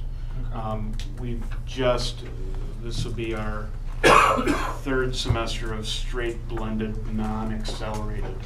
The 2 years previous, as part of our fast track program, we were doing half online, but it was also over a 7 or 8 week period of time as opposed to a full 15, 16 weeks. And after assessing that, we determined it didn't matter what student was in there, they really struggled with the pace of it. The blended online has been a real positive, not just for returning adult, but for traditional students as well. Our instructors certainly recognize that seems to be the way to go. If bottom line what you're looking at is student success, this blended format is something that's I think you see a lot more growth in this type of delivery, which was the selling point for psych, let alone being kind of a gateway social science type class. Sure. It's a required class in a lot of different disciplines. Yeah, you know, a lot of times, and again, maybe you can comment on this further, because a lot of what you do is about admitting students, and so obviously, I'm luckily I'm getting out of the pipeline, but I'm still there. I'm still a student in college, but you know, a lot of parents think, oh yeah, this is great, we're going to get some college credits before they're done. But you, as in your position, you know, admitting students, you look at the overall pattern of that student and saying which students are going to have the highest success rate once they leave our door permanently. They leave our door. This is one of the things that you would gauge, correct? Absolutely, absolutely. Yeah. You know, in the ACT and these UW system placement tests, class rank, GPA in high school, all these things are just tools for admission people to figure out what is the likelihood of success for these students. Yeah. And the reality is there's no better test than what you do in the classroom that first semester on campus or second college semester on campus. And this is college credit. This is college credit, and yes. This is going to supersede either for the better or for the worse anything else that's been done. So sure. My world's retention. Yep. Mission happens to be one of the hats I wear up there. Yep. It's all about student success, and certainly we want to make sure we're a making it a positive experience. A kid who's taking a class like this is going to make your job with retention a lot easier, because because there already is a lot of tools going in. It's all about early intervention. Yep. For sure. Under curriculum hours here in this graph, it says, like, say for example, $400, 20 hours. What's the 20 hours mean? Actually, Ed, you're getting a little ahead of us. That's for our next item. So what we're talking about tonight, right now, is prior. We're just talking about the spring semester. So that cost estimate that you're looking at is for our next agenda item. You mentioned a number of That's okay. number of students that is anticipated to. We're targeting 12 to 15. That was just a number that we discussed. That would be enough students that, I mean, they're going to be able to run the course regardless if we participate or not. But that's not too large of a group for us to manage on our end, and also to welcome into that course. There's a range we could accept, or whatever you're open for, and I think it's a good starting point for what might come in the future. We cap it at 38. We set aside 15 seats. If you use 10 or you use 20, we'll accommodate. So we're looking for your approval to move forward with this. So moved. I'll second. Having a motion by come forth from Mr. Pedro and a second by Mr. Mearing, is there any discussion? Hearing none, those in favor, please signify by saying aye. Aye. Those opposed? Thank you. Thank you very much for the Thank you, Matt. presentation. Thank you.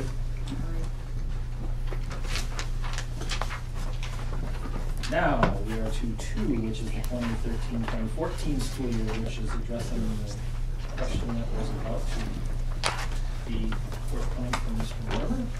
So if you can hang on to the question, I'll turn it back over to Lori. Okay, Bill said we're going to sit. So we've shared with you some new course proposals that have come forward from the high school staff, and that was in your board package, 3 pages worth of courses.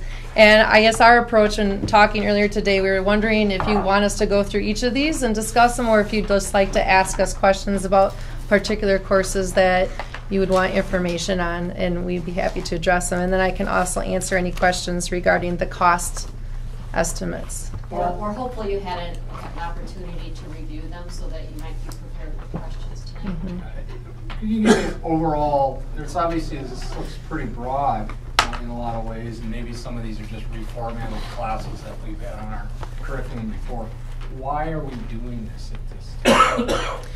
Well, you know, I think one of the roles of a curriculum director is to push the envelope with our teachers to look at the current courses that we offer, and are those the best courses to offer in our scope and sequence, especially with the change of the Common Core standards, and also with science. You'll see a lot of science courses here because of the next generation science standards that are going to be adopted by our state. And so I think in terms of being more rigorous with our coursework and also having relevance and adding more opportunities for our students, we want to keep asking our staff each year to think about what are some potential new courses to bring forward. And I know last year we brought some forward, and with the increase of credit requirements, we're going to need to continue to bring forward probably more than what you're used to seeing. Okay. Can you talk about a little bit about the staff involvement Yes. in this process as well? Actually, Bill would be a great person to talk about that. The staff were heavily involved in this process, and they had every opportunity to go through and do an audit of existing courses that we offer, make determinations as far as which classes might need to be dropped due to lack of interest and or historical enrollment, and also to make recommendations of courses that they would like to see added to the plate. And I think one of the things Lori mentioned, is you probably have seen looking at this, is there's a lot of classes in the area of science, which in addition to the reasons that Lori provided, keep in mind too that we did bump up our graduation requirements, and including within that was 3 credits of science. And so recognizing how exactly we're going to approach that and how that coincides with biology being shifted to the freshman level, there are some classes that are new additions because we want to provide students with opportunity. AP Chemistry is an example of that. There's some courses that are being replaced. Specifically thinking about Action Chemistry is a class we currently offer that's a terminal course. It wasn't intended to be a college level chemistry course. Well, the student takes that class and all of a sudden has a change of heart or changes their mind, decides I do want to go to college. Now they need to find time in their schedule to take yet another chemistry class. And so conceptual chemistry was an example of where we're trying to provide students an opportunity to still have that college preparatory sequence. Well, the other thing I would add is we've had a number of staff members participate in training over the summer with Madison College, which allows them to now offer dual credit courses, which is a great opportunity for our students and families to receive credit for high school and credit through Madison College as well, or formerly known as MATC. So, I mean, the next generation standards haven't been released yet, but they will be shortly? We have them in draft form, and so our teachers are receiving a lot of time right now to review those standards and also professional development through their state organization. And what does this mean for their instruction? We're not really anticipating major changes once they get to the final goal, right? I don't think. We don't. Well, we have already been looking at those standards along the way with the development of our essential learning targets, so I think we're poised well to be prepared, but adding these new courses allows us to target in on specific areas that we do feel we need more instruction to meet those next generation standards. Okay, and again, looking at the earlier tonight, I said I'd get back to the plan and explore. Yeah. We're ahead, but the but is everybody is behind when it comes to science, or at least that's the way the core and standards are set. This will put us in better position. Is that how we're looking at it? Well, I think the other thing to keep in mind too is think about when biology has been historically offered. It's been a sophomore level class, and it still is true for this year's sophomores. Yes. Because it's a bubble year. We've moved it to the freshman level, but our freshmen and sophomores are taking it right now. That data is a result of students taking physical science as a freshman, biology as a sophomore. The advantage they're going to have now by taking biology as a freshman and chemistry and or physics as a sophomore is going to put them in a position to be far more successful on that test. So we're already ahead now when our students have, in my opinion, been kind of given a roadblock up to this point. So the shift of biology to the freshman level is only going to help prepare students to be far more successful than what they have been up to this point. Okay. Now I'm going to get broader here because I want to get everybody involved. And so obviously we're working on the high school level, but we got to be working all the way up to the high school level. So when they're there, they're ready to go. So what are we doing, John and Molly and anybody else who wants to contribute to bring up those standards so that when they're coming in Bill's door, they're going on all cylinders on science. Well, I was just going to say that's our school improvement process. I mean, when I shared the next steps or our current steps that work towards continuous school improvement, you know, in terms of our explore and plan data, it is about the middle school.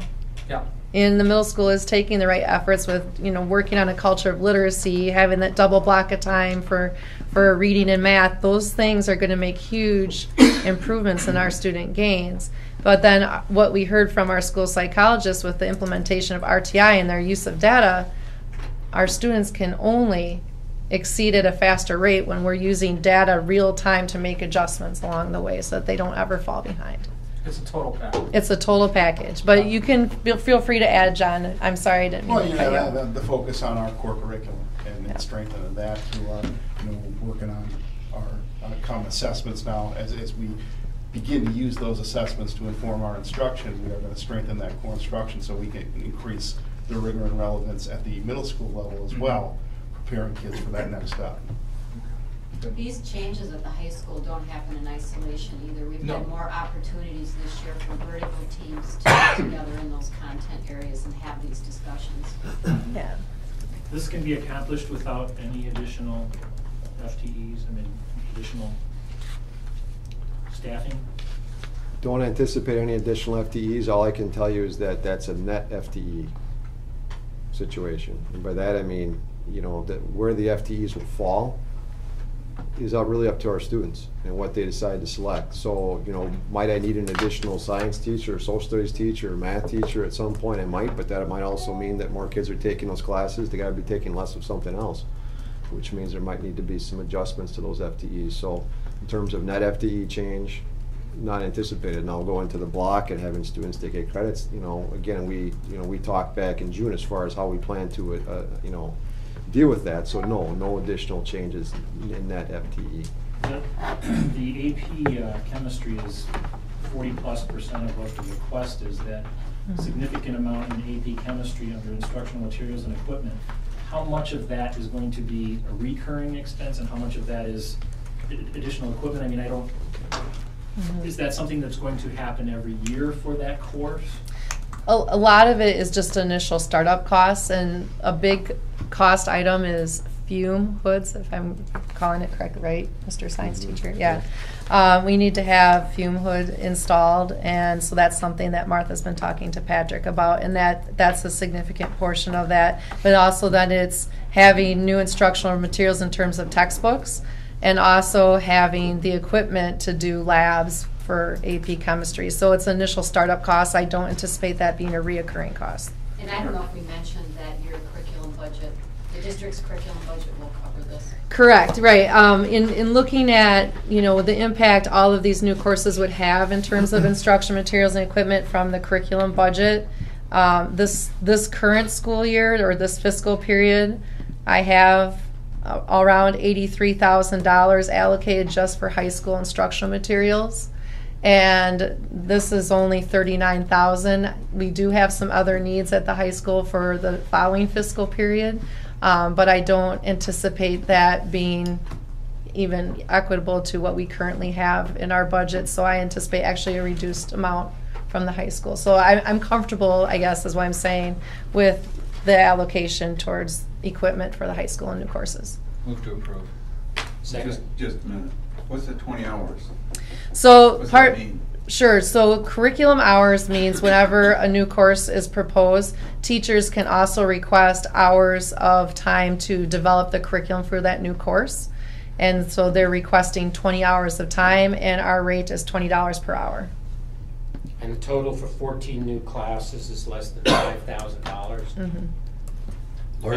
Having a motion and a second, Mr. Vidro seconded. I would gladly continue the discussion. Just wanted to make a point. We already had a second. Okay. Lori, with the different range of classes there, is there any problems with licensure with the teachers? No. All the teachers actually propose these courses, and they're licensed to teach them. Mm-hmm. Mr. Mortimer, did you get your question answered? Yep. Okay. Any further discussion?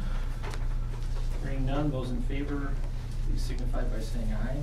Aye. Those opposed, motion carried. Thank you. Thank you. Thank you. You're the ones that have to make it work now, not us. We will make it work. We get to sit back and watch. Brings us to co-curricular proposal process. Mr. Andres. Yeah, in your package you got a form looks like this. Talks about the new co-curricular program proposal. Just wanted to bring that forward to share with you the process that we're going to go through if people are interested in introducing new co-curricular programs at any level. Just some of the questions that we wanted to ask and the process that we wanted to go through to make sure this meets the strategic plan of the district. Can you give me an example? What would somebody be considering, just so?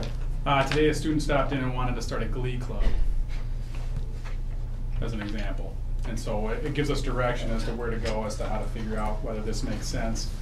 We've had a couple teachers currently, I don't know if I would call them piloting programs, but they were in a similar situation that I spoke to with Wesley, volunteering their time working with a student organization.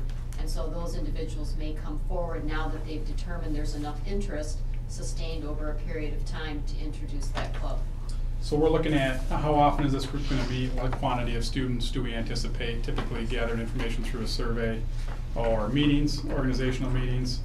Typically in the past we've gone through trial years to see if things can exist. I know a finance club where they invest in the stock market was one that went away and is now interested in coming back. So these vary depending on the level. But then, does it conflict or compete with existing programs? Are you going to compete against other districts? Any other additional supports that you have? Description, rationale for proposal, list of activities conducted through the program. Are you going to have a culminating performance or show or competition involving community outreach and parents? And then any financial impact that the district may have If this occurs at any of our lower level schools, in terms of elementary or middle school, we'd ask that these go to the building principal first through the approval process, and then it would go through the curriculum instruction director, myself, and Crystal for final approval. We just wanted to share this document with you, see if you had any questions on the process for new program proposal. Any new co-curricular program would come back to the board as well, would it not? Correct. Okay. Just wanted to see what our authority is. This just formalizes the process so we can direct people as to. Yeah, and as you can see, we're just trying to really align everything with our district goals and our strategic plan, and this helps us do that. Anybody have any questions for Erin? Thank you. Need approval? No, not for this portion. When it's filled out and comes back and he's got something worthwhile and he wants to talk to you, then we'll further. Continuing on with Mr. Andres, the Baraboo School District Coach Evaluation. Yeah, I should, you had a document in your packet. Looks very similar to our teacher evaluation tool. Looks like this. I met with a small group of athletic directors, activity directors from around the area who had been working through revamping some coach evaluation tools, trying to align it with the Danielson model that we currently use for our teaching staff.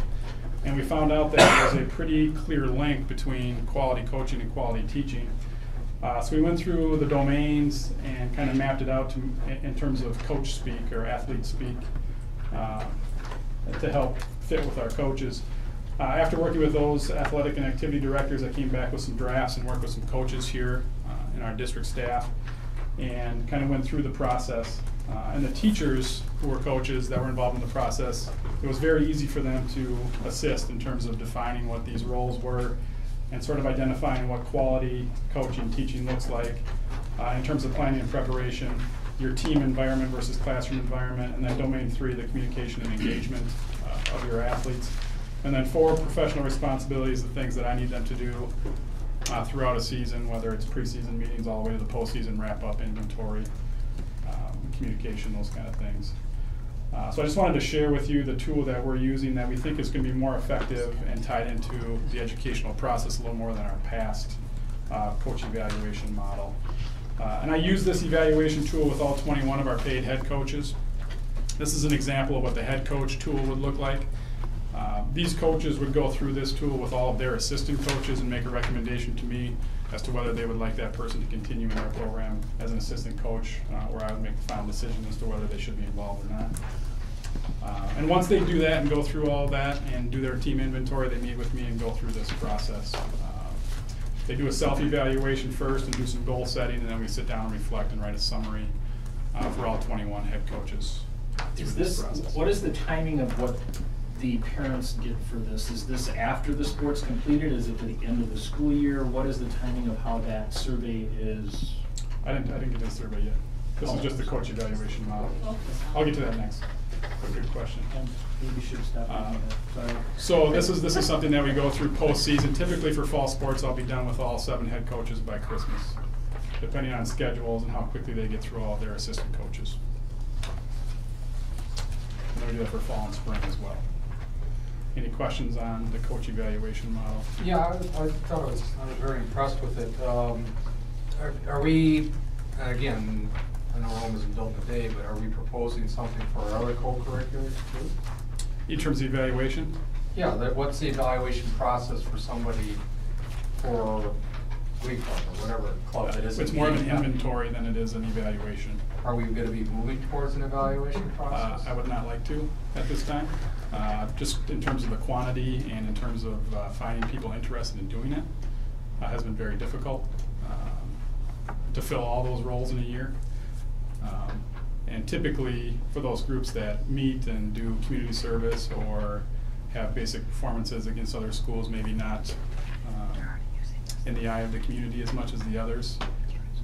Typically it's a staff member and they usually do an effective job. So I mean, if I'm in the debate club, I won't be evaluated in any way. I can basically do whatever I want. Other than your effectiveness in terms of managing the competitions that you go to, recruiting people to be a part of it and making sure that things go smoothly. But won't that have an impact on our students too? Well, it's one step at a time. This is No, I know. huge to have a process and this comprehensive for the coaching. This took a great deal of time to do it. It hasn't been that long since we created this tool for our teachers.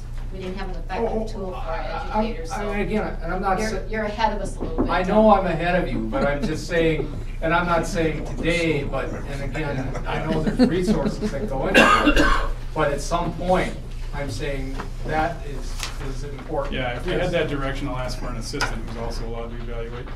Okay. To get this done with 21 head Sounds like a coaches. good debate, though. You know. Well, and each advisor, each role is so unique. It doesn't fit into something like this, Oh, I know. like the coaches. That's why we didn't recommend this for all of the advisors. No, I'm not saying it's gonna be the same, but I'm gonna say that at some point, it's just I know I'm living in this ideal world, you know, again, I'm just saying at some point, if we're evaluating for this is also a place where our students are going. And as a sponsored school activity, it should be something that we should maybe look at. And the decision may be that we don't have the resources to do it. It's not our top priority. Well, it's, Well, I know we've got 100, maybe it's at 99. Focus. Yes. well, I think the thing that was, Okay, Yes, segue again. Doug, I think the thing that's important to keep in mind, and I think it was mentioned, is the fact that in having been an athletic director, I can empathize all too well with what, you know, Aaron is dealing with here. I mean, his timeline as far as getting all the coaches is appropriate, but it's a lot more consistent in terms of the roles and responsibilities of a hockey coach to a football coach to a basketball coach to a soccer coach. It doesn't matter what the sport is. Okay, when you start talking about activities, how do you compare a band director with a, you know, euchre club, you know, versus an equestrian club versus, you know, a chess club versus glee club? I mean, the roles and responsibilities and what the activities involve in terms of the depth and breadth of the task is very difficult to compare. And that's what makes that a much more lengthy and difficult process to even establish, let alone actually employ. Okay, I'm not saying Well, it's easy. and you know, as a second thought here too, when teachers are evaluated quite often under professional responsibilities, there are references to the other roles that they have. Sure. And how effective they are in those roles. And obviously if someone is having issues with parent or student communication or other significant concerns, they don't remain in that role. No. So it's not like they can do whatever they want to do. I mean, there's still supervision of those people in those roles. Okay. But it's not a value. It is if they no longer continue in those roles. How about those surveys? And then parent and athlete perception surveys. We piloted that this fall for the first time, and we are just closed the window on that first trial. And we had samples of those. Basically, it's a choose your sport, and then there were 13 questions, I think, for the, or 22 questions for the athletes, and 13 questions for the parents, or vice versa.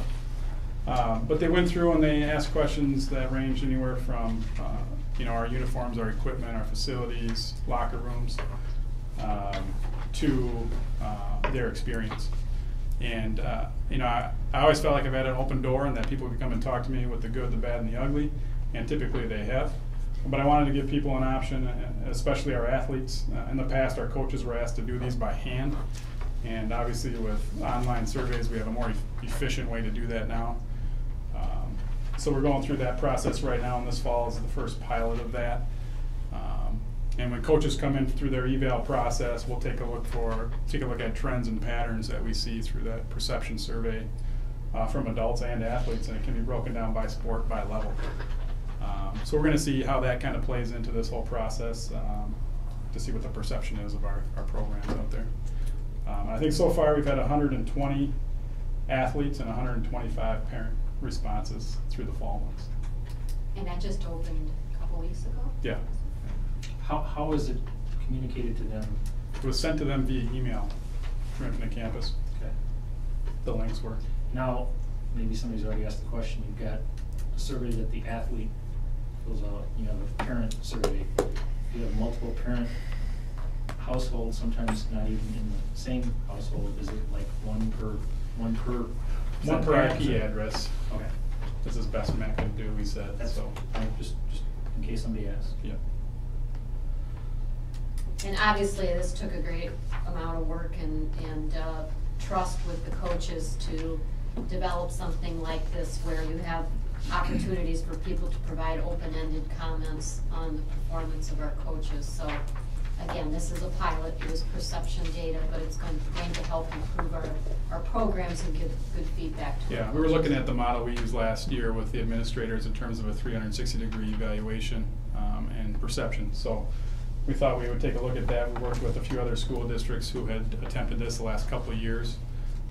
Some say that early you get great response and then it wanes from there, so we'll see what happens in the next couple of years. But so far this fall I've been happy with the quantity of responses. I haven't had the time to dive in and take a look at how things break down yet, but I will when I get a chance to meet with coaches here at the end of the fall. Well, I want to commend you for this tremendous work and the consistency with the evaluative processes that the district has embraced for the teachers, for the administrators, and for the district administrator. So we have a consistent method of looking at each other, evaluating, assessing for the purpose of providing support. It's very important that the perception surveys recognize the fact that it is not about reality. It's just about helping understand different perspectives and how potentially my methodology, which is perfectly fine, simply isn't connecting with what your need is. And that the survey then allows me to understand that so I can Yeah, and bridge that it's gap. allowed us to gather data about our website, how effective our organizational meetings are, how effective we are in communicating what paperwork's required. So it's been helpful for our office as well. Okay, thank you for the update. Look forward to hearing from you in the future. Brings us to the portion of the agenda entitled Recommendation for Bid, Phase 2 Track Project. This is something that was on the agenda for the Finance Committee that met earlier tonight. So for that outcome, I will turn to Chair of Finance, Mr. McKevitt. Well, recommendation for bid award is a little bit of a misnomer. As the board remembers, we had 3 active sealed bids for the phase of the track project, which include the leveling of the groundwork for what would be the future area for bleachers and press box. And so we kind of left those 3 bids up in the air, and we decided to have the Finance Committee, they were having the next meeting, open them up, recognize the low bidder and talk to them and say, hey, is this possible to hold this number till spring? But at least that lets everybody know where they're at. So that's what we did. We had 3 sealed bids. J&G Excavating was $29,850. JRB was $28,850, and then Dean Bloom was $27,976. The committee is recommending that we go forward and notify the parties of the results, and then ask Dean if this number is still good in the spring. Is the expectation, I'm sorry, let me wait for a second. Second. Is the expectation that we are also going to secure additional bidders in the spring? I remember from BG&T that there was a number of people that may have been wanting to be involved in the bid process, but because of the timing and the time of the year, and they didn't have time. That to was do for the it. concrete, Kevin. This is just for the prep. This is the earthwork. footings and stuff. The thing is, right now, as far as our funding goes right now, we don't, and the donation stuff for completing the rest of the project, the funds are not sufficient right now at the time. Right. As of next spring, if we have enough funding to go ahead with the project, then we would probably use this along with bids from concrete and something else to continue the project. But as of right now, we have some money built up, but not to complete the project. Is the winner of the bid local? Is that a local? All 3. All 3 were All local. 3, okay.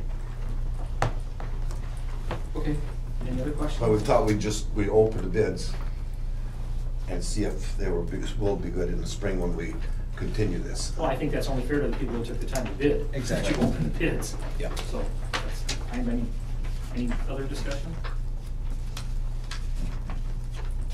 I don't know that we, I guess we don't really have to.